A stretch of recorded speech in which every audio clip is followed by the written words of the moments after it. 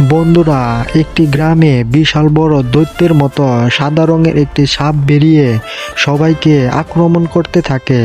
গ্রামের মানুষগুলি সাপটি দেখে ভয় পেয়ে সবাই পালাতে থাকে, কিন্তু কিছুক্ষণ পর একটি হাল্ক এসে সাপের সাথে লড়াই করে সাপটিকে পরাজিত করে সেখান থেকে তাড়িয়ে দেয়। গ্রামবাসীরা অনেক খুশি হয়ে যায়। দেখুন বন্ধুরা, একটি শহরে একটি বিশাল দৈত্যের মতো সাপ বেরিয়ে সবাইকে আক্রমণ করছে। তারপর আজ তোমার শেষ দিনই।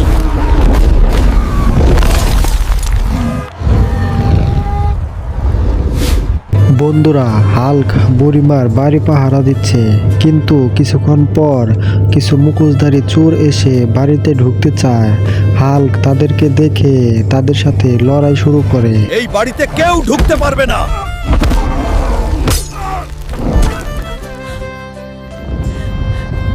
বাবা, তুই শুধু দারোয়ান না, তুই আমার সন্তান।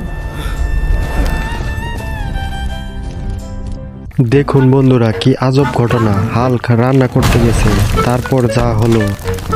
রান্না করবি না ঘর ভাঙবি? কোথায় ছিলি এতদিন? সব ভেঙে দিয়েছিস। আরে বাবা, দেখো কি সুন্দর বানিয়ে দিয়েছে, খুব ভালো। দেখুন বন্ধুরা, হাল্কটি পাগল হয়ে গিয়েছে, সব রান্না ফেলে দিচ্ছে।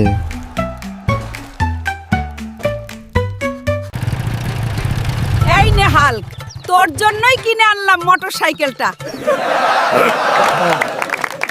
আরে বাবা, হাল্ক পড়ে গেল। হায় হায়, আমার মোটরসাইকেল। হাল্ক দাদা, তোমার জন্য তো ট্রাক লাগবে। কাঁদিস না রে হাল্ক, তোদের জন্য এই মোটরসাইকেল না, তোদের জন্য অন্য জিনিস আছে। এইটা হাল্কের জন্য। এইটা ভাঙবে না।